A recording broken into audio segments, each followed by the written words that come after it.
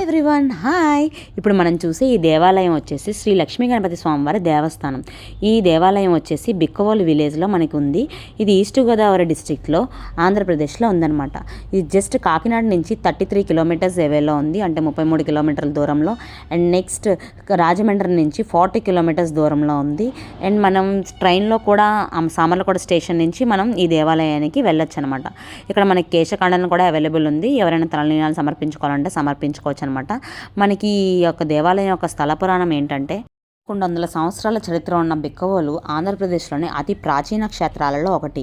గోదావరి తీరంలో ఉన్న బిక్కవోలు గొప్ప ఆధ్యాత్మిక చారిత్రక విశేషాలు కలిగి తూర్పు చాళుక్యుల వైభవంతో నిర్మించబడ్డ అనేక పురాతన ఆలయాలకు ప్రసిద్ధి చెందింది.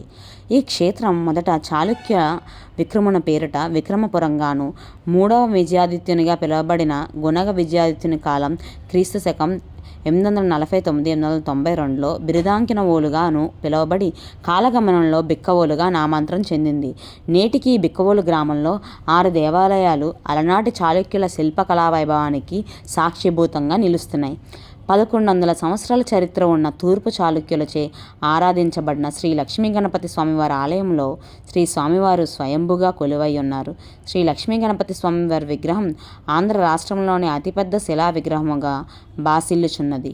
భూమిలోనికి ఎన్ని అడుగుల వరకు ఉన్నదో ఎవరికీ తెలియదు.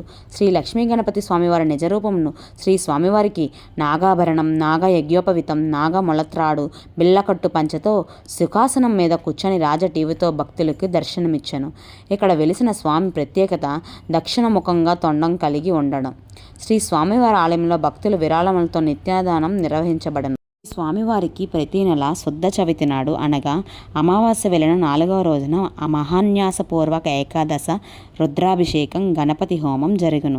భక్తులు శ్రీ స్వామివారి చెవులో చెప్పుకున్న కోరికలు తీరి మరలా పునర్దర్శనము చేసుకుని శ్రీ స్వామివారి అన్నప్రసాదము స్వీకరించి శ్రీ స్వామివారి నిత్యాన్నదానముకు విరాళములు ఇచ్చుట జరుగుతున్నది. ఇక్కడ మనకి స్వామివారి చెవులో ధర్మబద్ధంగా కోరిన ఏ కోరికైనా తీరుతుందని మనకి ఇక్కడ ప్రతీతి అన్నమాట. శ్రీ స్వామివారికి ప్రతిరోజు కూడా ఉండ్రాలు తయారు చేస్తారు. ఉండ్రాళ్ళు వరి నూకతో నెయ్యి వేసి తయారు చేసి అవి స్వామివారికి నైవేద్యంగా చూపించి అవి భక్తులందరికీ పంచిపెడతారన్నమాట. ఇక్కడ చూపిస్తున్న విధంగా మహిళలు కూర్చొని ఉండ్రాలు చుడతారు. స్వామివారికి ప్రతిరోజు కూడా నిత్యాన్నదానం చేసే సత్రం ఇది. ఇక్కడ నేను చూపిస్తున్నది. ఇక్కడే అందరూ కూడా ప్రతి ఒక్కరు దర్శనానికి వచ్చిన వాళ్ళందరూ దర్శనం చేసుకొని స్వామివారి భోజనం ప్రసాదంగా స్వీకరిస్తారు.